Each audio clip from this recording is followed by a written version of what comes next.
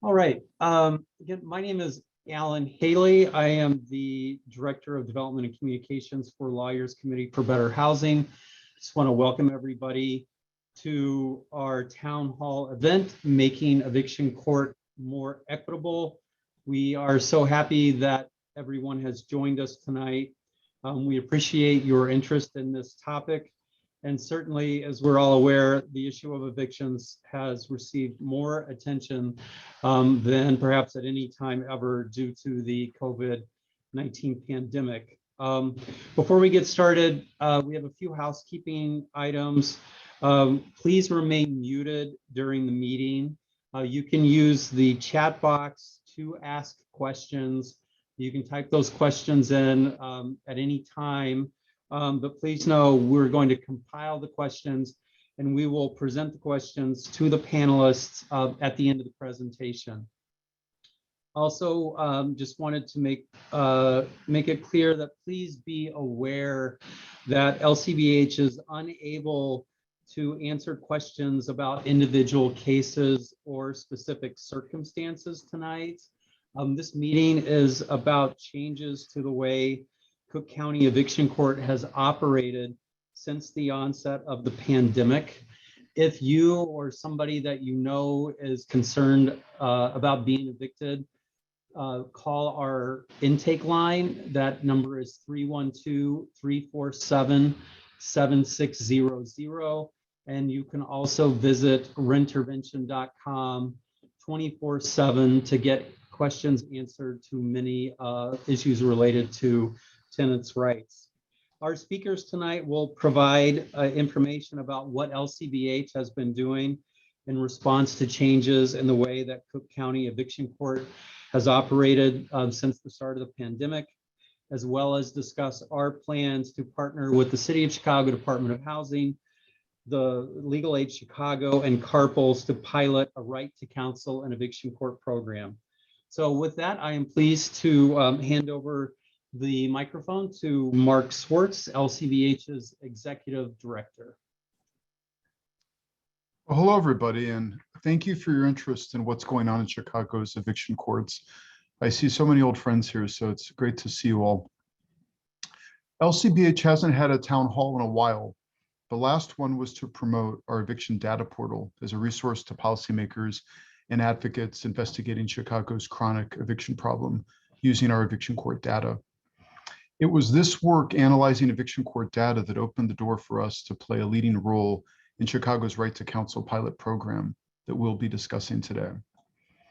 I just want to say, sort of advertisement, we have a full decade's worth of eviction data on our LCBH website, and I invite you to use it in your own work in whatever role you play in addressing Chicago's ongoing eviction crisis. LCBH's mission is to provide free legal and supportive services to improve housing stability for low-income renters while advocating for the rights of all renters in Chicago. Next slide, please. Our objectives tonight are to describe LCBH's recent work. I'd also like to introduce you to LCBH's 3 stellar program directors who will talk about their specific programs. The impetus for meeting now, as I mentioned, is that LCBH was recently awarded a contract with the city to implement a Right to Counsel pilot program, and we'll be discussing Right to Counsel as well. Next slide, please. LCBH has a multifaceted services model. Attorneys represent tenants in court, but attorneys also provide brief services to improve conditions and prevent eviction court filings. LCBH also employs a chatbot, Rentervention, that helps tenants resolve housing issues by providing legal information and help with document preparation. Last but not least, LCBH's supportive services team buttresses the legal assistance with holistic services to help clients maintain stable housing. Next slide, please. In 2021, when the eviction court was mostly shut down due to the eviction moratorium, these were LCBH's service numbers. Eviction court disproportionately affects people of color and women, and this is reflected in the demographics of our clients and the community areas in which they live. And on the right, you can see a heat map generated from LCBH's eviction data portal. Next slide, please. LCBH provided direct legal services to over 2,000 households in 2021.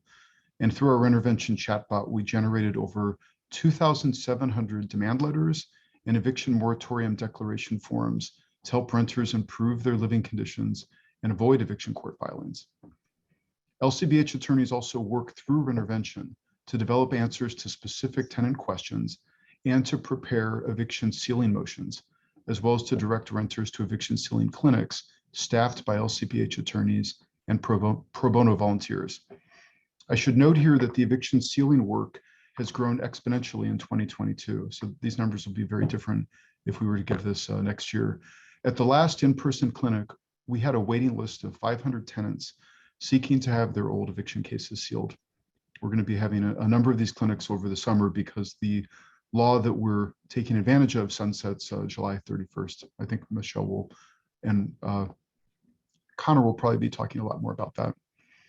So in 2021, a year in which eviction courts were open on a very limited basis, we served nearly 5,600 households. Now, this is our outcome slide. In almost 5,000 of the households we served, our clients were able to maintain their housing or otherwise remain stably housed. Our clients also received over $1,600,000 in financial benefits, much of this being rental assistance. Next slide, please. The impetus for meeting now is that LCBH has been awarded a 3-year, $7.1 million contract with the city to implement a right to counsel pilot program. Our partners, as Alan mentioned, are Legal Aid Chicago and Carpels. We also count the court and the Chicago Bar Foundation as our partners because we will be building our right to counsel program on the Cook County Legal Aid for Housing and Debt early resolution program that we are currently participating in and that the CPF helped establish in the eviction courts to address the backlog in eviction filings and the feared avalanche of eviction cases once the courts reopened again after the moratorium. I should add here that Chicago will not yet be a right to counsel jurisdiction because there is no legislative right in Chicago, but this is an important investment and a first step in establishing a right to counsel for renters facing eviction. Next slide, please. And now I'd like to introduce our next speaker. Michelle Gilbert is our legal director. She's worked in legal aid for over 30 years, much of this time representing renters facing eviction. And her experience in leadership is critical to making our right to counsel project a success. And I'm so glad that we have had her on staff since it's been about 2 years now, right, Michelle? So take it away. Thank you. And I share Mark's greeting to all of you. I see a lot of names of people that I have worked with and currently work with. So glad that you could join us. Before I talk about what eviction court looks like now, I think it's important for us to remember what eviction court was like pre-pandemic. And again, some of this information is available on the many slides and charts that you can find in the eviction data portal. And what I love about that is it confirms things that I felt all along, but it actually provides the numbers in support of that. Pre-pandemic, tenants would receive a summons to come to eviction court with as little as 7 days notice. The first court date was set as a trial date, and 30% of eviction cases result in a judgment on the first court date.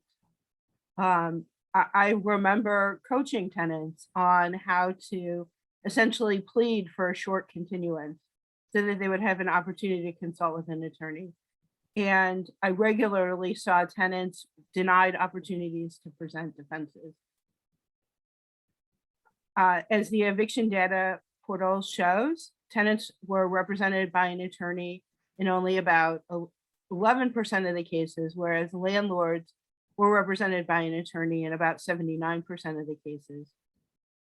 LCBH had a small court-based rental assistance program, but there wasn't a good relationship between eviction defense and rental assistance. And there was only modest but appreciated help from the city and county in providing funding for legal aid for tenants. A lot of that changed during the pandemic. Again, a lot of people recognized how close someone could be to eviction, and it really got more attention than it ever got in my previous 30 years of practicing as a legal aid attorney. Through a just really multifaceted program with the CBF taking the lead, with the county, the court system, a lot of legal aid providers, the Cook County Legal Aid for Housing and Debt program was created. And it has several different functions, including foreclosure and debt, but we're only involved in the eviction part. The ERP does two important things. One is that it provides resources to people in court in a way that we can do in a virtual environment that we cannot do in person. We talk to tenants in courthouses throughout the county. Most of you probably know that the largest courthouse is at the Daily Center, but there are 5 suburban as well. And we might be sitting in a Zoom room, talking to a Chicago tenant, advise that person, and then the next person who comes into our Zoom room might be sitting out in Markham. In addition to attorneys for consultation, there are rental assistance processors. There are people who can engage in mediation. And our message to tenants is that eviction court is where they should go. A lot of people are afraid, and I know it's still a scary place, but that really is where the resources can be found. And the system works much better for people who come than who have default judgments entered against them.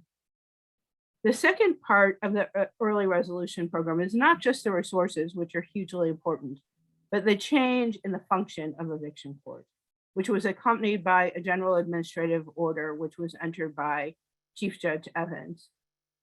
Every case now starts with an initial case management date, not a trial. That initial date must be 30 days from the day that they are served. It institutionalizes a 14-day ERP continuance, and was initially 14 in the city, but it's now been expanded to 28. But people have an opportunity to consult with an attorney now, and they can often do it in a Zoom breakout room that's just virtually adjacent to court. LCBH has been very successful in representing tenants. We've represented over 1,500 tenants with a very high acceptance rate of referrals. We're staffing ERP with at least 4 attorneys in every session. And when tenants come in, they are talking to an attorney from the first meeting. So I can go into a lot of detail about ERP, but I can't. But maybe if you have any more questions later on, I can answer that. So some things that are working is we know that self-represented litigants are being able to talk to an attorney.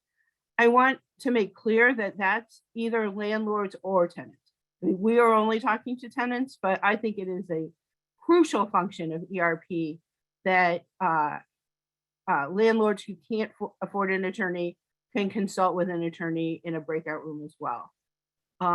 This presence eliminates a lot of barriers to that people had in appearing in court before. And we are actually settling a lot of cases, getting rental assistance into landlords' pockets and resolving cases, which is the goal of the ERP. When we can't resolve the case in the ERP, then we're able to refer the client for more extended services. And that's really where the right to counsel comes in.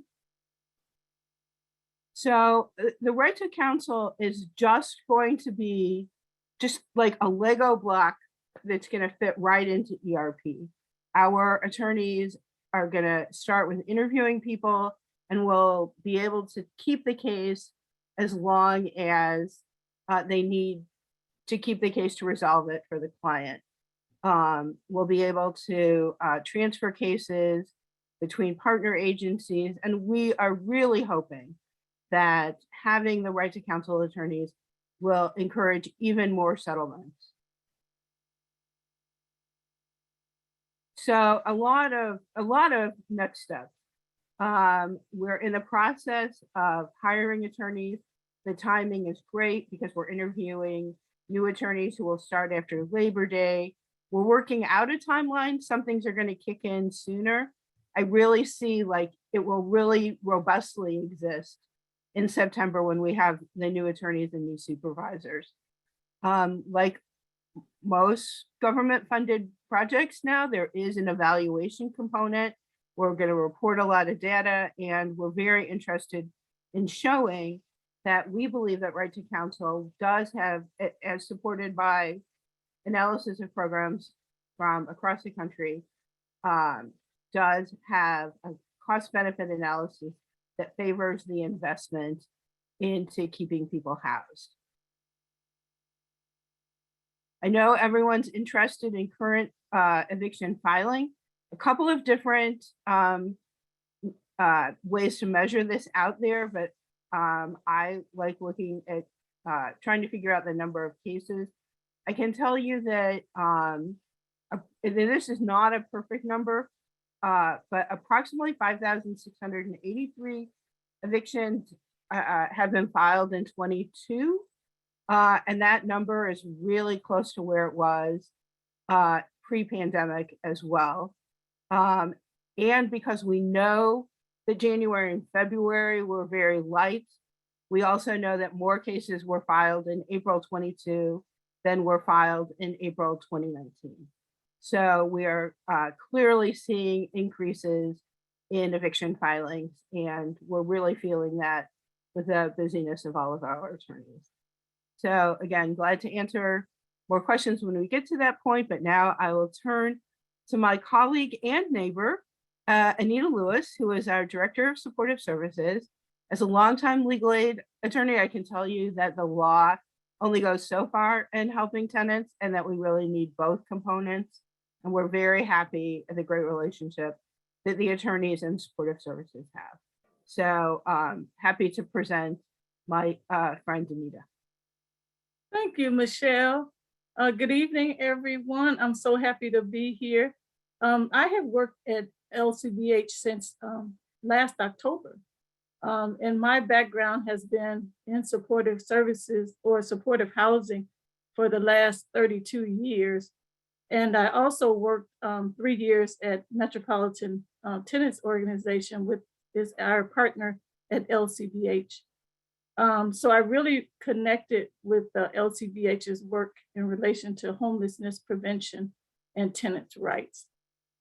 So just a little background on our supportive services department and how it works.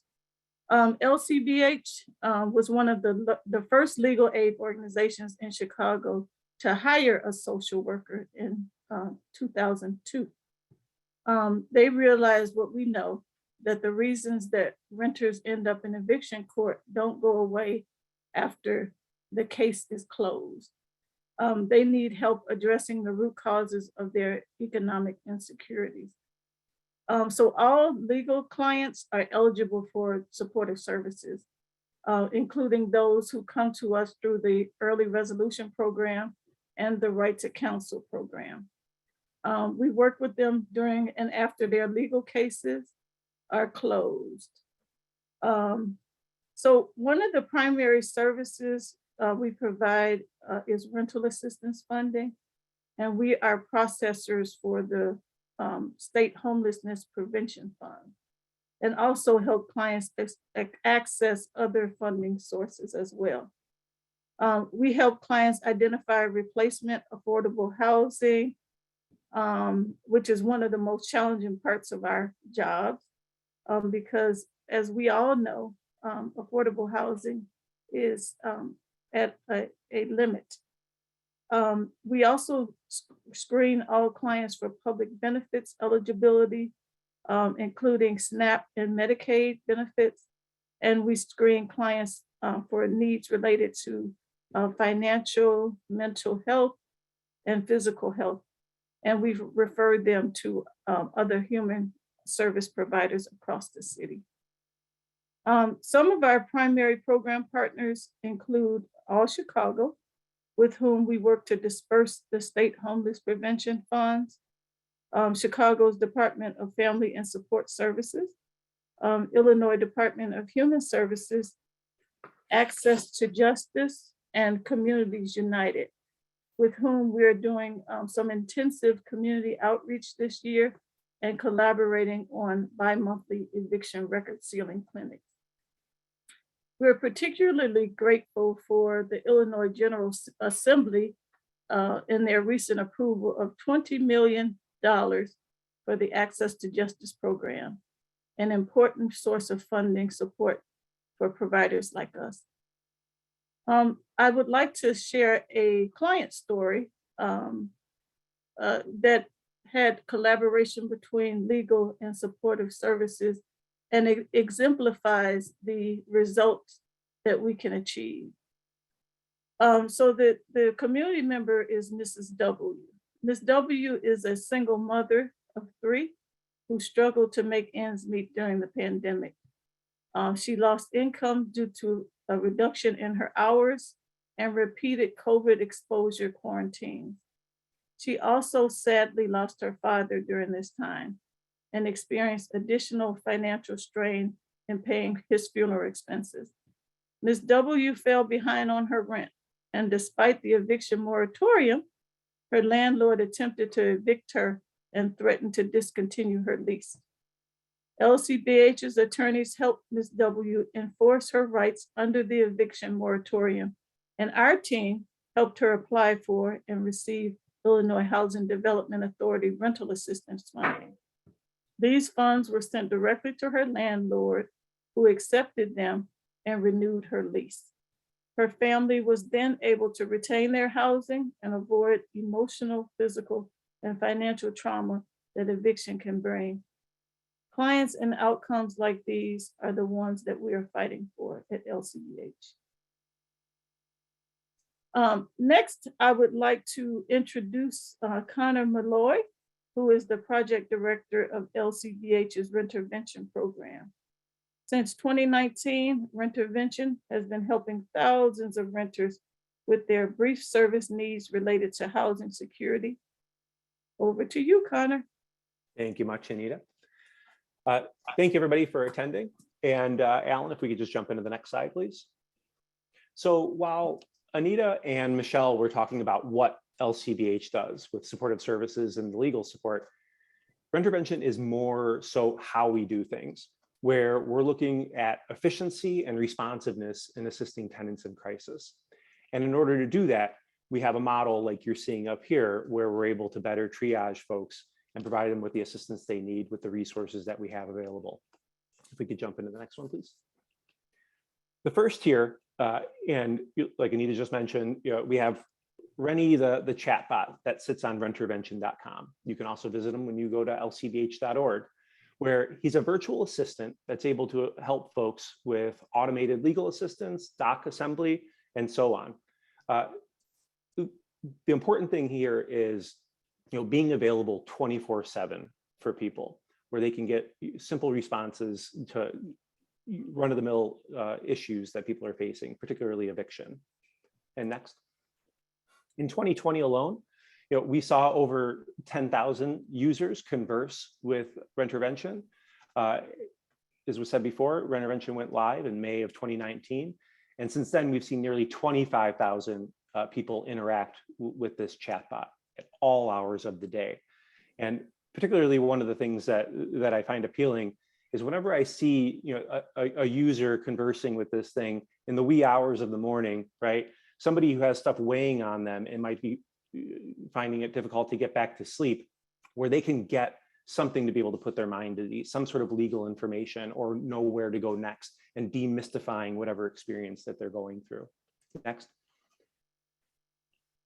In addition to providing that legal assistance and referrals, one of the other things that Rentervention does, it was touched on at the beginning of this, is to be able to provide document assembly for people, where there's a number of apps people can interact with to be able to do anything from creating a letter to send to their landlord to correct conditions in their home, and even send that letter without having to visit the post office or doing anything else.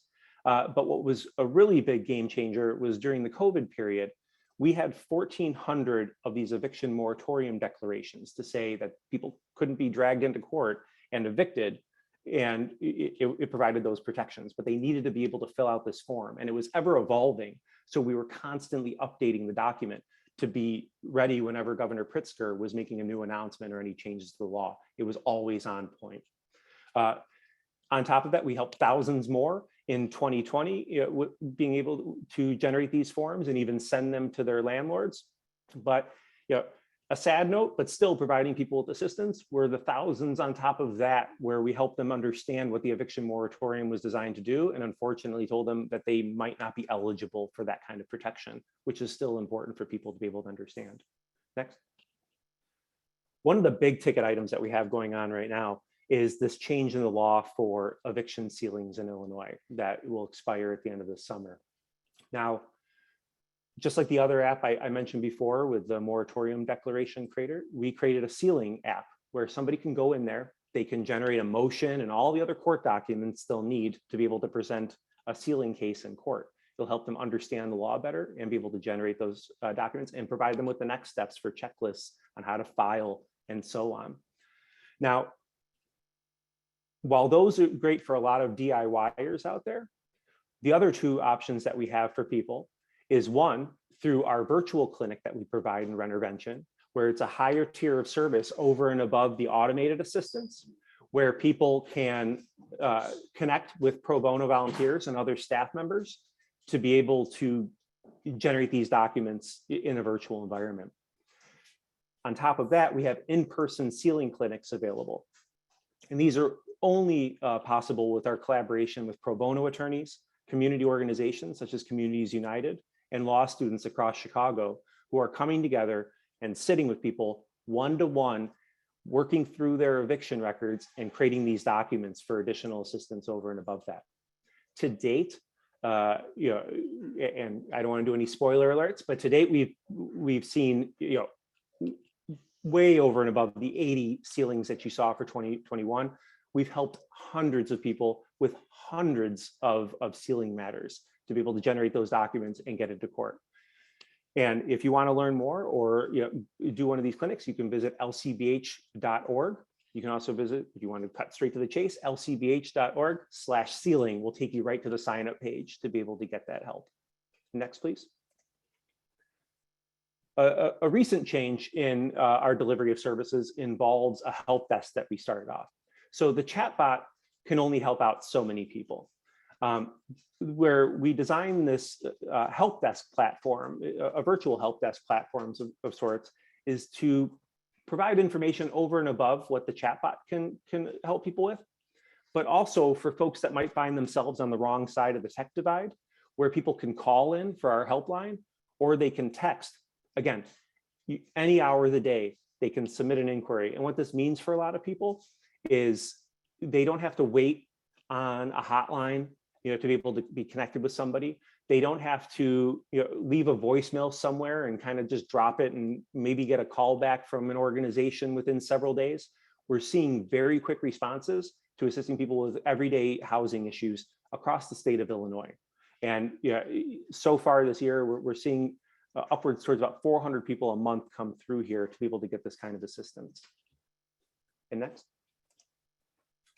But just the virtual clinic that I was talking about before, over more so than just the ceilings that we help people with and our pro bono engagement, we provide people with just a variety of assistance. So the right to counsel, we're talking about one-to-one, you've got an attorney and a client, they're appearing in court together and they're going to help you to the end. What we have here is something where we're dealing with people that might be dealing with pre-eviction, or other housing issues where it might be helpful for a pro bono partner to be able to help a landlord and a tenant communicate better with each other and work out some sort of an agreement. Review a document. Maybe their landlord sent them a notice of sorts that they find concerning and they want a little bit of assistance with that. Or coaching, just helping people to help themselves. But that's the kind of limited scope and extended brief services that we're seeing in this environment. And next.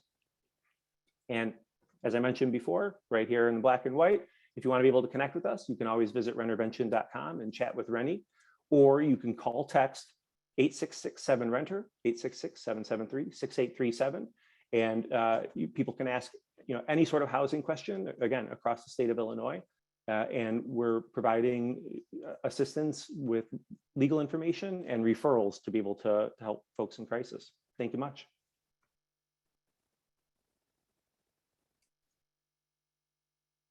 Okay, well, thank you, Connor and LCBH team for that presentation.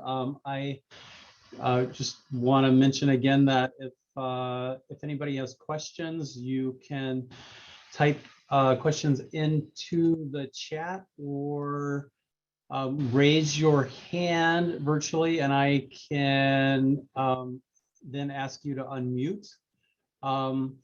But to get started, I'll throw out the first question for Michelle.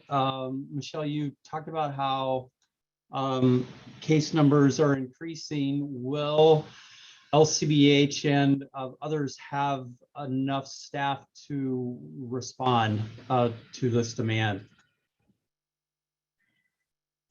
Well, of course, the answer is we hope so. The right to counsel grant, as I said, will be fully operational with more staff as of September when the new attorneys start. Without a doubt, there are a lot of cases that are being filed, and we are settling a lot of cases, but honestly, when I was thinking how this would work, I thought we would be settling even more cases. So, the demand is very high, and we are going to continue to do the best that we can. It is hugely important to me that tenants have an opportunity to talk with an attorney. And while the time is tight, we're making that a reality for people who come into the ERP. Right. I see that Nafia Khan has a question. I believe you are unmuted if you want to ask your question. Yeah, thanks. It's actually pronounced Nafia, like mafia with an N, but thank you. It's nice to meet you, Alan, outside of virtual land.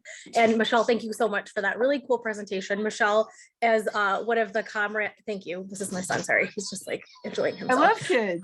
Yeah, he's like a 4-year-old and I'm a single parent, so that's always fun being around him all the time. So really quick, I first of all, thank you all for doing this. I actually am with Hope Fair Housing, and I literally just started my job like 8 months ago, so I'm still very new to the fair housing movement.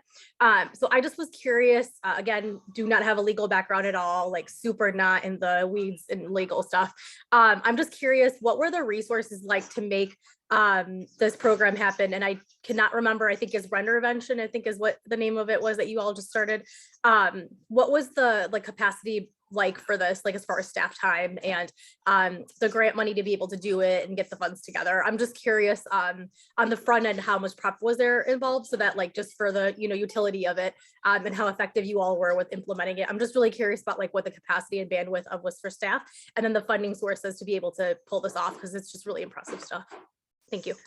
Hi, Nafia. Actually, we've met by email so many times I didn't make the connection, but I'm very excited to work with Hope Fair Housing, especially on having gotten past statewide source of income protection, which we are hoping the governor will sign soon.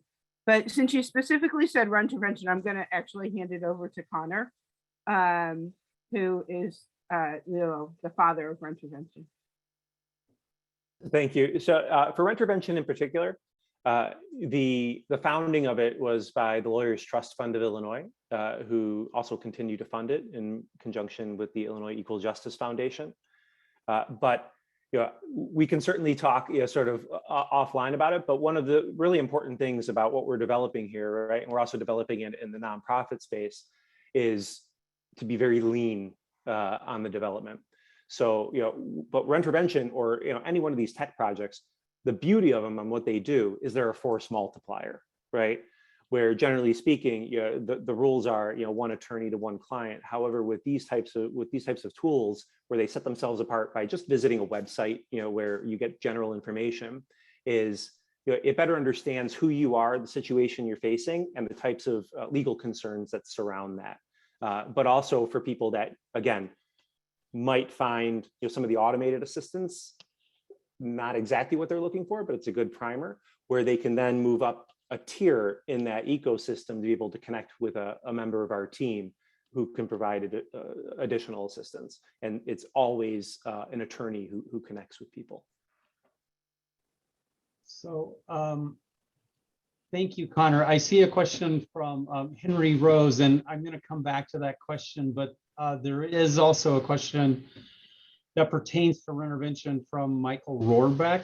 And Michael's question is, does Rentervention replace or complement or increase the capacity of the old MTO hotline? Yeah, so Rentervention as it stands, we offer a helpline, right? So it's not staffed where somebody's gonna pick up on the other end and you're gonna get that warm connection with somebody. However, what it does offer is increased scale. So, or the chatbot. The chatbot can interact with arguably thousands upon thousands of people simultaneously. You wouldn't be able to staff any other system like that to be able to provide similar assistance. So I like to see this as a complement where we can begin to really explore all the different folks in the Chicago and greater Chicago area that are doing work in a similar vein. And Michelle mentioned at the beginning, right, where we realize how impotent the law and lawyers can be in dealing with these issues, and we need folks that can be multidisciplinary to provide these types of approaches. So I like to see it as a complement where MTO has things that they focus on and do very, very well. And I want to be able to make that very apparent to the people that even connect with us in Rentervention on where to go to get their bread buttered. Great question. So Henry Rose's question is, does the right to counsel program have any applicability to suburban municipal districts? So Michelle, do you want to take that one? So the very specific right to counsel grant that Mark mentioned is from the City of Chicago Department of Housing. So the work under that grant will be for City of Chicago residents. Now, that's the short answer. The county has put a lot of resources into the early resolution program. We continue, the primary focus is to settle cases, but we continue to look at matters, whether it can be included within the early resolution program. So recently we had a case where a rental assistance check was lost. I'm a little skeptical about lost, but and it appeared that notwithstanding the payment of rental assistance, the tenant was going to be evicted. And we thought that there was in a suburban case. And we thought that that was a close enough nexus to the early resolution, like we had worked out the settlement, and we did take that case and make an actual appearance and file a motion. And then by working with the rental assistance program, we got it resolved. So the more nuanced answer is we recognize the need for services in the suburbs. It's just as easy to appear in Markham as it is in the Daily Center. We use our early resolution program funds when we can, not doing things that we're not supposed to with them. And we also think that there is going to be more interest from the state. I don't have anything specific, but the state and the county to be able to access additional funds for a more right to counsel, or at least an expansion of legal services. And again, there was only modest funding for eviction defense from the city, the county, or the state before the pandemic. And all three have really stood up and significantly increased support. And I think that, that the best lesson from the pandemic is that prevention is better than treatment, right? I mean, that's why we stayed at home and wore masks and, because we want to prevent COVID. Well, it's the exact same thing with homelessness. It is better to prevent people from becoming homeless than to try to find housing for them. And the ability to assert their legal rights is a way to prevent them from becoming homeless. And the final thing I'll say about the county is we're very excited to try to take some more county cases because we're so happy that just a short year ago, the county board passed a very comprehensive landlord tenant ordinance. And I'm always biting at the opportunity to try to assert some of those new rights as well. I'd also like to add that Stout is the it's it's a consultancy group that did the initial cost benefit analysis in New York City, and they're doing several evaluations of different right to counsel programs across the country. So they've got Cincinnati and Milwaukee, and they've done a cost benefit analysis for Philadelphia, I believe one for Los Angeles, and they've been funded to do the evaluation and a cost benefit analysis for Chicago. And I think that if they're really going to do it well, I'm hoping that it will, look at a lot of the county resources and how eviction diversion is a benefit to the courts and to the homeless prevention system and all of that. And I think that whatever work Stout prepares should be very relevant, certainly countywide, and I would say statewide as well. And that hopefully the right to counsel will become something that will, it might start here with this right to counsel pilot, which again, isn't technically right to counsel without a law. And, that law could happen anywhere. It could happen, through the city council. It could happen statewide. It could happen at the county. So we'll see.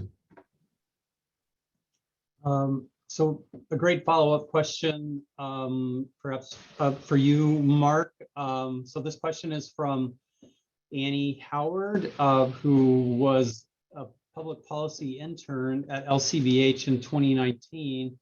And they worked on a right to counsel implementation proposal.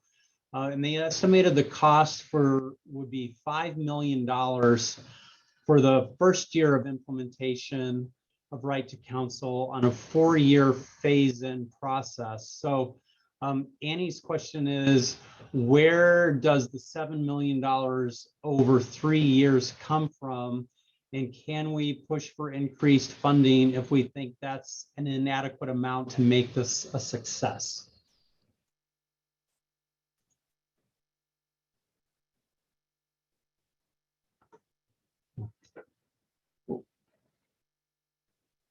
Sorry.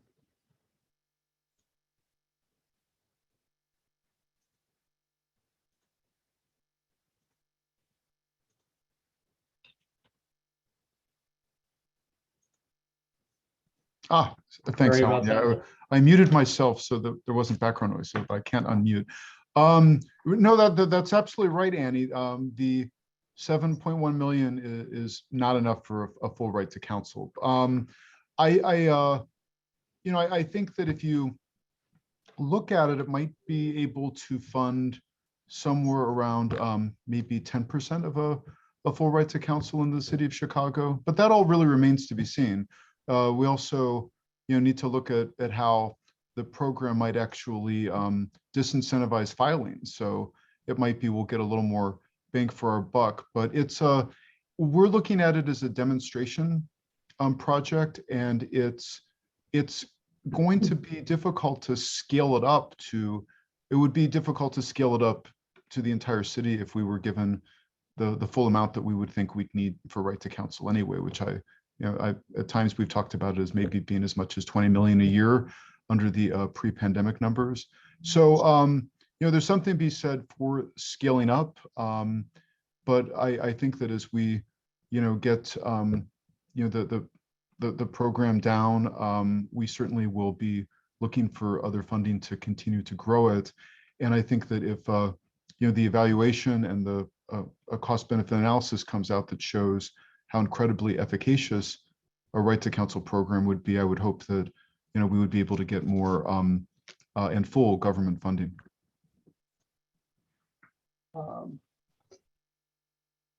So I have a question, and folks who are here, please keep sending the questions in. But the question that I think probably would be for you, Michelle, is how will the ERP change if we eventually move away from Zoom? It's so hard to imagine it outside of Zoom because it has the huge advantage of being able to provide services in the suburbs. I mean, we could do it. I mean, we could do it at the Daily Center, but to be able to provide services to people in the suburbs, we really need that ability to meet with them, in the virtual environment because, otherwise we'd have to be stationed at all the suburban courthouses and it would just be much more expensive. The good thing though is, it seems that the courts and most judges and a lot of attorneys have recognized the value of meeting in Zoom. At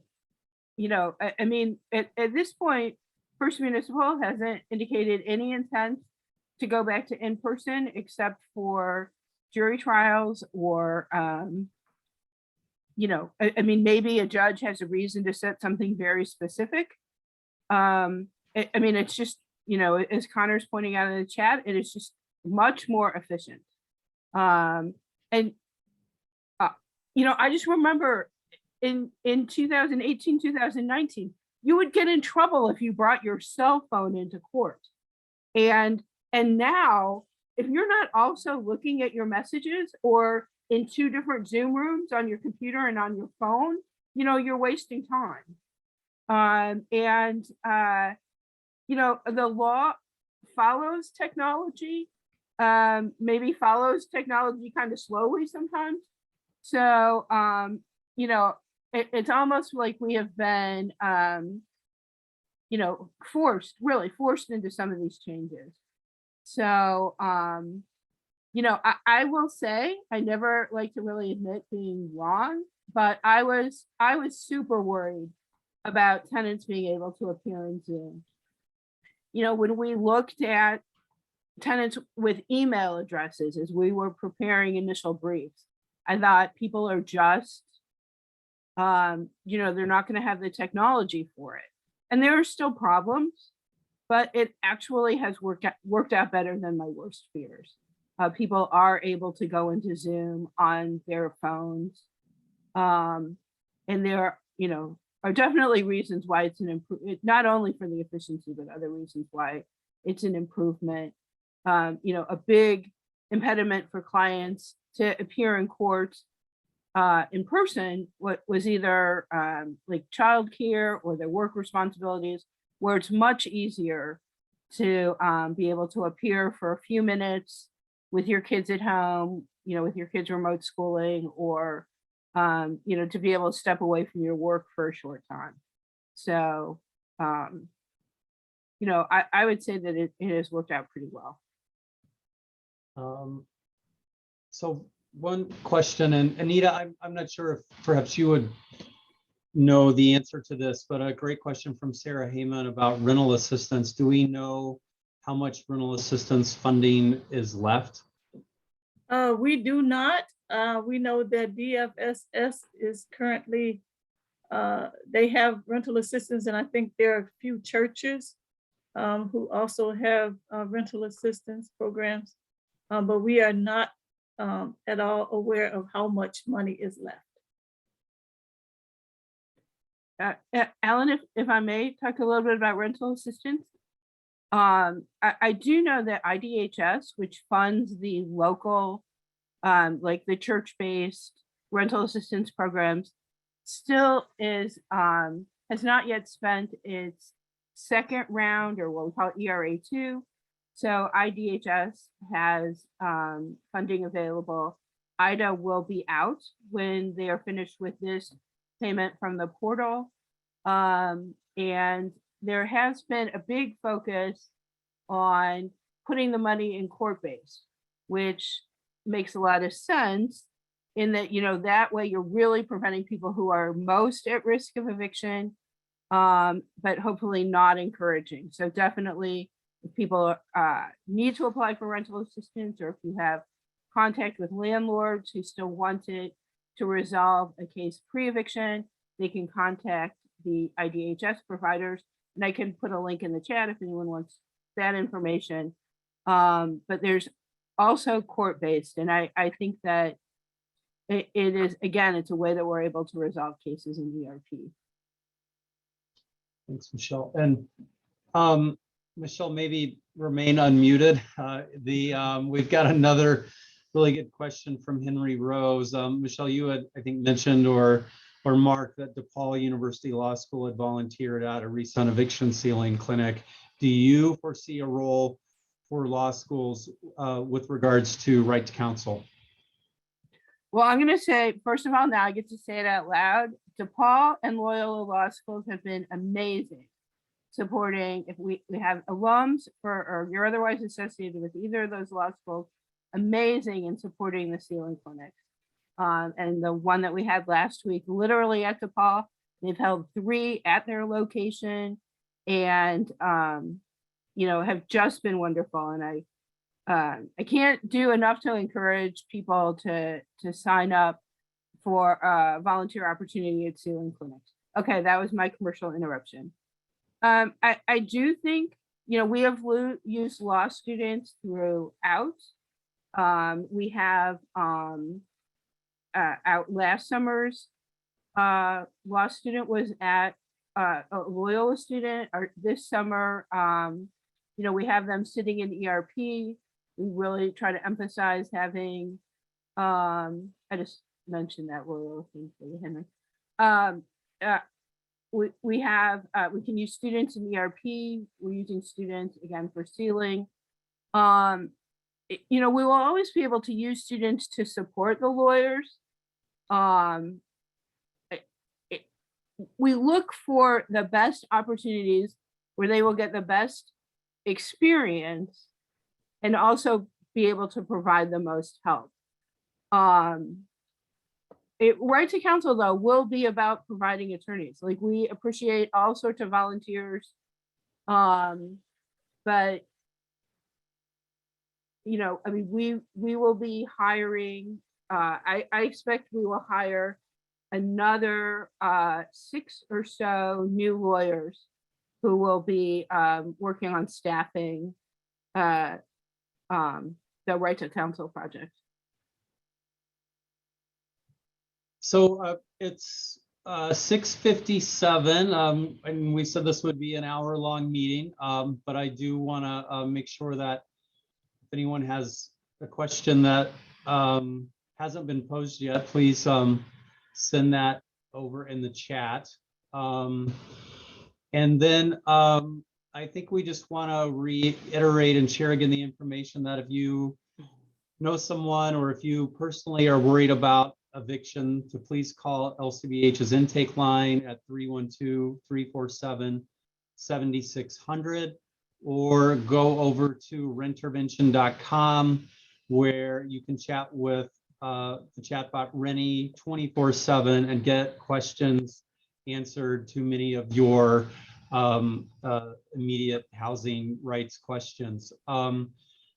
And if there are not any other questions, we'll kind of leave the meeting going. And if folks want to unmute or chat with anybody, I can enable that function. But Mark, do you have any closing words you want to share?